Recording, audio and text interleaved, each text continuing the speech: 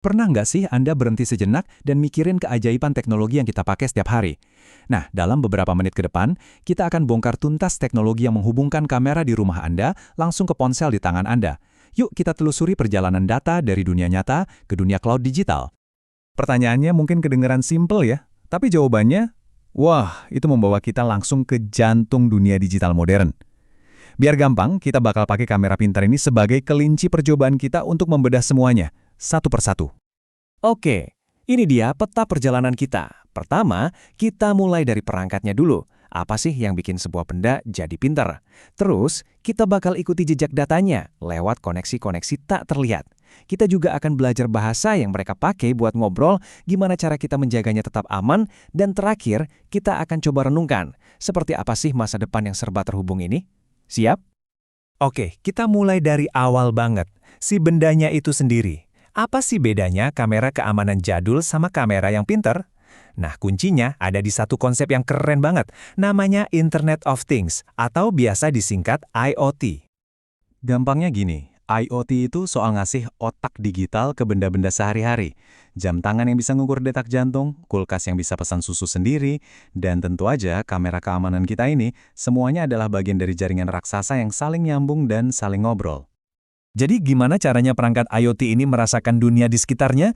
Coba deh bayangin, dia itu kayak robot mini. Dia punya sensor yang jadi mata dan telinganya buat ngumpulin info, kayak kamera kita yang bisa deteksi gerakan. Lalu ada otaknya, yaitu platform yang mikir dan mutusin harus ngapain. Terakhir, dia punya tangan yang namanya aktuator buat bertindak. Contohnya nyalain lampu atau bunyiin alarm pas ada gerakan. Keren kan?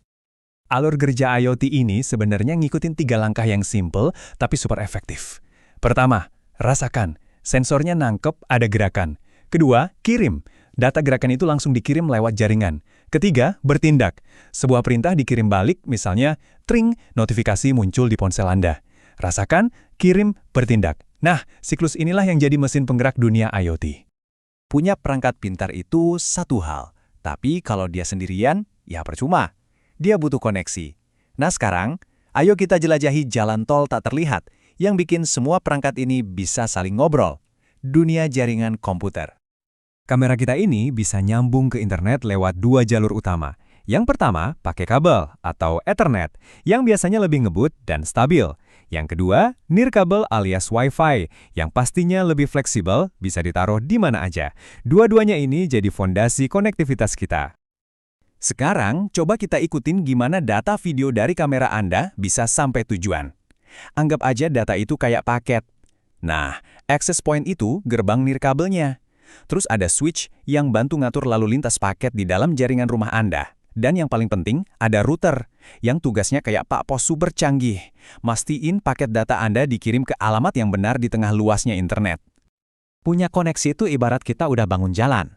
Tapi itu aja nggak cukup. Biar mobil-mobil bisa jalan dengan tertib, kita butuh rambu lalu lintas kan? Nah, di dunia digital, rambu-rambu ini namanya protokol. Ini adalah seperangkat aturan yang bikin semua perangkat ngomong pakai bahasa yang sama. Aturan pertama dalam komunikasi ini adalah setiap perangkat wajib punya identitas unik. Di internet, identitas ini namanya alamat IP. Gampangnya, anggap aja ini persis kayak alamat rumah Anda. Tanpa alamat yang jelas, paket data ya nggak akan pernah sampai. Proses pengiriman datanya ini mirip banget sama layanan pos super cepat. Jadi waktu Anda minta streaming video, data video yang segede gaban itu dipecah-pecah jadi paket-paket kecil. Kenapa? Biar lebih efisien. Kalau ada satu paket yang hilang, cuma paket itu yang perlu dikirim ulang, bukan seluruh video. Terus, setiap paket diamplopin dan dikasih alamat IP tujuan sebelum meluncur. Hebatnya, semua ini terjadi cuma dalam sepersekian detik. Jadi, kuncinya di sini adalah protokol-protokol ini. Mereka itu ibarat tata bahasanya internet. Tanpa aturan main kayak HTTP atau MQTT, data yang nyampe ke ponsel Anda itu cuma bakal jadi kumpulan angka ngaco. Protokol inilah yang mastiin data dari kamera kita bukan cuma sampai, tapi juga bisa dibaca dengan benar sebagai sebuah video. Oke, kita udah punya perangkat pintar, udah nyambung, dan udah bisa ngobrol. Tapi, ada satu pertanyaan super penting yang belum kejawab. Gimana caranya kita menjaga semua ini tetap aman? Dengan data pribadi yang lalu lalang, keamanan itu bukan lagi pilihan, tapi sebuah keharusan. Di dunia keamanan informasi, ada 3 pilar utama yang dikenal sebagai Triad CIA. Ini bukan badan intelijen loh, tapi singkatan dari confidentiality, integrity, dan availability. Kerahasiaan itu artinya cuma Anda yang boleh lihat video Anda. Integritas, ngejamin videonya nggak diutak-atik di tengah jalan. Dan ketersediaan itu mastiin Anda bisa nonton video itu kapanpun Anda mau. Nah, 3 pilar tadi itu tujuan kita. Tapi untuk bisa mencapainya, kita harus kenal musuhnya. Jadi, siapa aja sih para penjahat digital di luar sana yang selalu berusaha merobohkan pilar-pilar keamanan ini? Yuk, kenalan sama beberapa penjahat digital yang paling umum. Ada virus yang numpang di file lain buat nyebar. Ada worm yang lebih licik karena bisa nyebar sendiri ke seluruh jaringan. Ada ransomware yang brutal, dia ngunci file Anda terus minta tebusan. Dan ada Trojan yang pura-pura jadi program baik padahal isinya bahaya. Terus, gimana cara kita bertahan? Nah, 2 garis pertahanan paling dasar kita itu adalah autentikasi dan otorisasi. Autentikasi itu proses ngebuktiin kalau Anda adalah Anda. Ini kenapa Anda butuh password yang kuat. Begitu sistem tahu itu beneran Anda, barulah otorisasi nentuin Anda boleh ngapain aja. Misalnya Anda boleh lihat video, tapi mungkin orang lain nggak boleh. Wah, perjalanan kita luar biasa banget ya. Dari satu sensor kecil di kamera, kita udah menjelajahi jaringan global, belajar bahasa digital, dan ngintip cara menjaganya. Sekarang, waktunya kita satuin semua kepingan puzzle ini dan lihat gambaran besarnya. Kutipan ini benar-benar nangkep inti dari semuanya. Perangkat IoT, jaringan yang menghubungkannya, dan keamanan yang melindunginya itu bukan 3 hal yang terpisah. Mereka itu 3 pilar dari satu bangunan yang sama. Kalau satu pilar aja goyah, seluruh bangunannya bisa runtuh. Dan ini membawa kita ke sebuah pertanyaan besar buat masa depan kita semua. Semakin dunia ini terhubung, kita dihadapkan pada pilihan. Kenyamanan versus keamanan. Gimana caranya kita bisa menikmati semua kemudahan teknologi ini, tapi di saat yang sama tetap melindungi privasi dan data kita? Menemukan keseimbangan itulah yang jadi tantangan terbesar kita di era digital ini. Halo semua, dan selamat datang kembali. Kali ini kita bakal bongkar-bongkaran soal teknologi yang, sadar nggak sadar, udah jadi bagian dari hidup kita sehari-hari. Mulai dari Wi-Fi di ruang tamu sampai ke sistem yang mengatur satu kota penuh. Yuk kita lihat gimana semuanya terhubung. Pernah kepikiran nggak sih, gimana ceritanya aplikasi peta di HP kita bisa tahu kalau beberapa kilometer di depan bakal ada macet parah? Kok bisa? Kayak sulap kan? Ternyata jawabannya itu mulainya dari hal yang dekat banget sama kita, bahkan mungkin ada di ruangan tempat Anda nonton ini sekarang. Semuanya berawal dari jaringan di sekitar kita. Oke, kita bedah dari akarnya ya, biar paham. Oke, ini dia gambaran besar pembahasan kita. Pertama, kita mulai dari fondasinya, jaringan lokal. Lanjut, kita bakal lihat gimana semua benda di sekitar kita bisa ikut terhubung. Terus kita intip hasilnya, ledakan data yang luar biasa besar. Dan terakhir, yang paling penting, apa artinya semua ini buat kita? Kita mulai dari yang paling dasar, jaringan lokal atau local networks. Anggap aja ini kayak lingkungan RT digital pribadi kita. Pahlawan tanpa tanda jasa yang bikin semua gadget di rumah atau kantor bisa saling ngobrol nih. Jadi, apa sih LAN itu? LAN itu singkatan dari Local Area Network. Ini adalah jaringan yang nyambungin perangkat-perangkat dalam area yang kecil, kayak satu rumah, sekolah, atau gedung. Tujuannya simpel banget, biar sebuah perangkat itu bisa bagi-bagi sumber daya. Misalnya ngeprint barengan ke satu printer, atau kirim-kiriman file dan data. Nah, di dalam LAN ini ada alat yang kerjanya kayak polisi lalu lintas, namanya switch.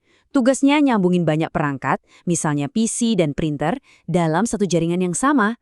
Switch ini pinter banget loh, dia pakai alamat unik namanya MAC address. Jadi data yang dikirim itu langsung sampai ke tujuan spesifiknya, nggak nyasar kemana-mana. Bikin semuanya jadi efisien banget. Kalau switch itu polisi lalu lintas di dalam komplek, nah, router ini gerbang utama kompleknya. Router inilah yang jadi jembatan antara jaringan LAN kecil kita ke dunia luar yang maha luas yaitu internet. Dia pakai alamat IP buat cariin jalan terbaik biar data kita sampai ke tujuan. Jadi biar gampang ingatnya gini deh, anggap aja switch itu petugas sortir surat yang cuma ngurusin surat-surat di lingkungan lokal kita. Sementara router itu gerbang utama kantor posnya yang menghubungkan lingkungan kita dengan seluruh dunia. Jelas ya bedanya? Oke, pondasinya udah dapat nih soal jaringan lokal. Sekarang kita naik level. Kita masuk ke era di mana bukan cuma komputer atau HP aja yang nyambung ke jaringan, tapi hampir semua benda di sekitar kita. Nah, inilah yang namanya Internet of Things atau sering kita sebut IoT. Konsepnya adalah kita pasang sensor dan software ke benda-benda fisik biasa, mulai dari AC, lampu, sampai kulkas, biar mereka bisa nyambung ke internet dan saling tukar data. Intinya, kita bikin barang-barang yang tadinya bisu, jadi bisa ngomong dan pinter. Cara kerjanya tuh sebenarnya ngikutin siklus yang simple banget. Ada 4 langkah. Pertama, sensing. Sensornya ngungkulin data, misalnya data suhu ruangan. Kedua, connecting. Data itu dikirim lewat internet ke awan atau cloud. Ketiga, processing. Software di cloud menganalisis data itu. Dan terakhir, acting. Sistemnya ngambil tindakan. Contohnya, kalau suhu terdeteksi panas, sistem bisa langsung nyalain AC otomatis. Keren kan? Dan ini tuh bukan lagi fiksi ilmiah loh. Udah ada di sekitar kita. Di smart homes, ada termostat pinter atau kamera CCTV. Di smart cities, ada sensor buat ngatur lalu lintas atau ngecek kualitas udara. Bahkan di pabrik-pabrik dan dunia kesehatan, IoT dipakai buat prediksi kapan mesin rusak sampai mantau kondisi pasien dari jauh. Nah, coba bayangin, miliaran perangkat di seluruh dunia ngobrol terus-menerus setiap detik. Apa akibatnya? Yah, hasilnya adalah sebuah tsunami data. Ledakan informasi dalam skala yang belum pernah kita lihat sebelumnya. Disinilah kita masuk ke istilah big data. Tapi ini bukan cuma soal datanya yang banyak ya. Yang paling penting adalah kemampuan kita buat ngorek kumpulan data raksasa yang super kompleks ini buat nemuin pola, tren, dan wawasan tersembunyi, terutama yang nyangkut soal perilaku manusia. Biar kebayang segede apa, kita ngomongin soal volume data. Di tahun 2020 aja, ukuran dunia digital ini diperkirakan mencapai 44 zettabyte. Itu 44 dengan 21 nol di belakangnya. Gila kan? Banyak banget. Karakteristik kedua adalah velocity, alias kecepatan. Data sekarang ini muncul dengan kecepatan yang luar biasa. Coba pikirin, jutaan postingan di media sosial, transaksi kartu kredit, data GPS, semuanya terjadi tiap detik. Data ini ngalirnya super kencang, kayak air bah, dan harus diolah saat itu juga. Dan yang ketiga adalah variety, atau keragaman. Jadi data itu bentuknya macam-macam, nggak cuma angka yang rapi di tabel. Dan lihat deh, sebagian besarnya, sekitar 80%, itu data yang nggak terstruktur. Kayak omongan kita di sosmed, video, email, bentuknya acak-acakan. Nah, keragaman ini yang bikin analisisnya jadi tantangan besar. Bedanya gampang banget kok. Data terstruktur itu rapi, kayak data transaksi bank di tabel Excel, kolomnya jelas. Nah, data tidak terstruktur ini yang PR banget. Nggak ada format bakunya, contohnya ya email atau video tadi. Ada juga yang di tengah-tengah, semi terstruktur. Mengelola ketiga jenis ini itulah inti dari tantangan big data. Oke, kita udah ngomongin LAN, IoT, big data. Sekarang pertanyaan paling penting, terus ngaruhnya apa buat kita? Apa sih untung ruginya hidup di dunia yang serba pinter ini? Sadar atau enggak, kita tuh udah nikmatin hasil analisis big data tiap hari. Pas lagi belanja online tiba-tiba ada rekomendasi barang yang pas banget. Itu big data. Saran video di YouTube atau film di Netflix, sama. Prediksi macet di Google Maps yang tadi kita bahas di awal, yup, itu dia. Bahkan sistem deteksi penipuan di kartu kredit kita juga pakai big data. Tapi ada tapinya. Di balik semua kecanggihan ini ada tantangan yang gede banget. Dengan miliaran perangkat yang terus-terusan ngumpulin data tentang kita, masalah terbesarnya sekarang adalah keamanan dan privasi. Data kita ini punya siapa sih? Seaman apa datanya disimpan? Ini pertanyaan-pertanyaan yang penting banget. Jadi kesimpulannya gampang banget. LAN itu yang nyambungin isi rumah kamu. IoT nyambungin seisi dunia. Dan big data berusaha ngertiin itu semua. 3 serangkaian ini kerja bareng buat menciptakan dunia cerdas yang kita tinggalin sekarang. Nah, saya mau tinggalin kalian dengan satu pertanyaan buat dipikirin. Di saat dunia kita makin pinter dan makin terkoneksi kayak gini, siapa nih yang seharusnya berhak bikin aturan mainnya?